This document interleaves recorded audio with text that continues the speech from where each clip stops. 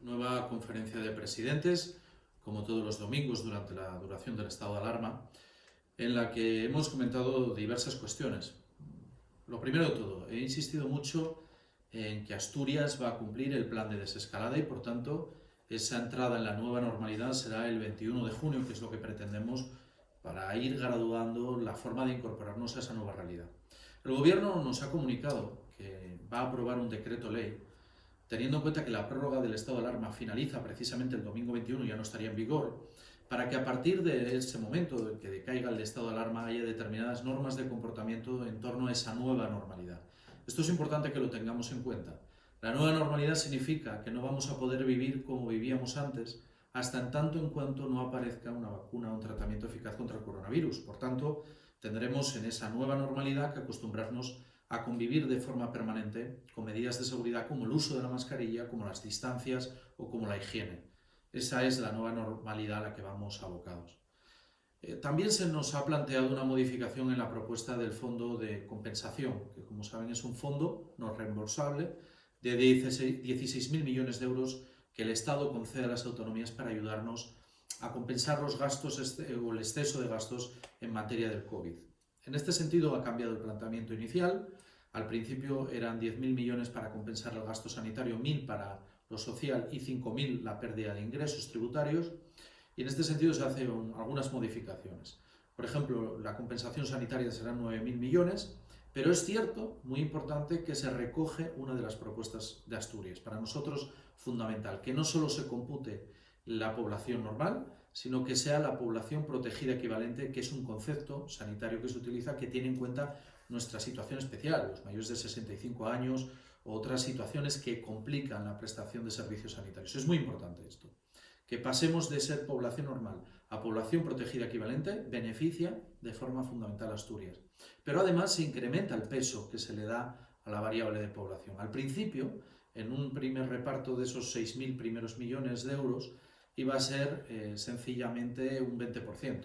Ahora se incrementa hasta un 35%. Por tanto, esta es una buena medida, una buena propuesta para Asturias, que habrá que ver qué pasa en el Congreso de los Diputados si se consolida, porque será aprobado por decreto ley y necesitará de la negociación parlamentaria para que, lógicamente, se apruebe.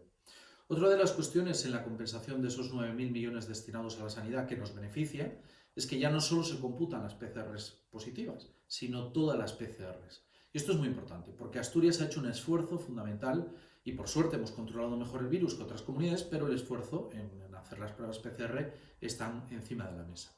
En segundo lugar, desaparecen esos 1.000 millones de fondo social y junto con los 1.000 millones que se retiran del fondo de compensación sanitaria se crea un nuevo fondo. Es un fondo para compensar los gastos educativos. ¿Pensando en qué? Pensando en la vuelta al colegio, pensando en el mes de septiembre, cuando se reanude la actividad, porque es verdad que tenemos una preocupación que compartimos con los padres y madres, cómo volvemos a los colegios, cómo se vuelve con completa seguridad, teniendo en cuenta que vamos a seguir conviviendo, por desgracia, durante un tiempo con el COVID. En este sentido, este fondo de 2.000 millones pretende ayudar a las autonomías a hacer frente a esa nueva realidad. Por ejemplo, si hubiera que contratar provisionalmente más profesores o profesoras, si hubiera que hacer algún tipo de actuación o algún tipo de inversión para reducir la brecha digital. Es importante que se tenga en cuenta esto y el jueves habrá una muy importante reunión de la Conferencia Sectorial de Educación de las Comunidades Autónomas con el Ministerio para pactar un modelo común o para intentar buscar un modelo común de vuelta al colegio en el mes de septiembre, que dé certezas a los padres y madres y también, por supuesto, al profesorado y alumnado. Para nosotros es una cuestión fundamental. Y por último, los 5.000 millones restantes serían, todavía se nos anuncia que vayan a compensar la disminución de ingresos y yo ahí siempre matizo, que se estudie bien, que se analice bien, para que no sirva para camuflar pérdida de ingresos o como pérdida de ingresos por el coronavirus, aquello que en realidad son bajadas de impuestos, que algunas comunidades tomaron esa decisión. Es importante, por tanto, que se tome en cuenta o se tenga en cuenta esta cuestión.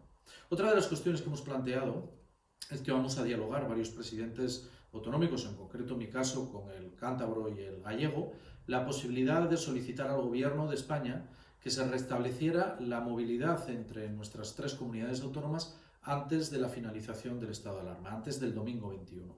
Estábamos pensando en verlo con los datos de salud pública, los riesgos que entraña, la posibilidad de que esto se pudiera plantear para iniciarse el lunes 15 de junio.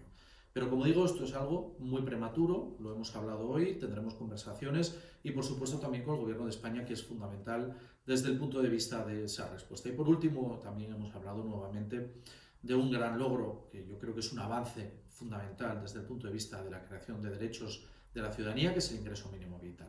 El ingreso mínimo vital, que va a absorber gran parte de lo que hoy es el salario social básico asturiano, es en realidad una demanda histórica que nos sitúa entre los países de Europa que mejor protegen a sus ciudadanos.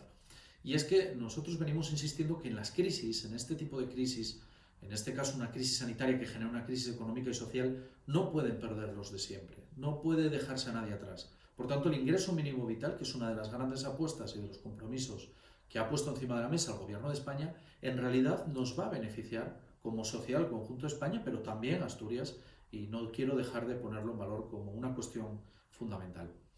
En fin, vamos dando pasos. El lunes iniciamos, o sea, mañana iniciamos ya lo que es esa fase 3 del plan de desescalada.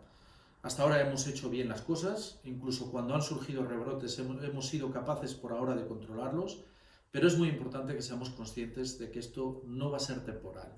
Es decir, la medida de seguridad, el uso de la mascarilla, la higiene de manos, la distancia de seguridad de 2 metros respecto a otras personas, tenemos que acostumbrarnos a que va a ser la nueva normalidad en la que tengamos que vivir hasta que no aparezca la vacuna o un tratamiento eficaz. Nunca antes, en nuestra vida, todos hemos dependido tanto de todos. Así que hagámoslo bien como hasta ahora, porque en nuestras manos también está.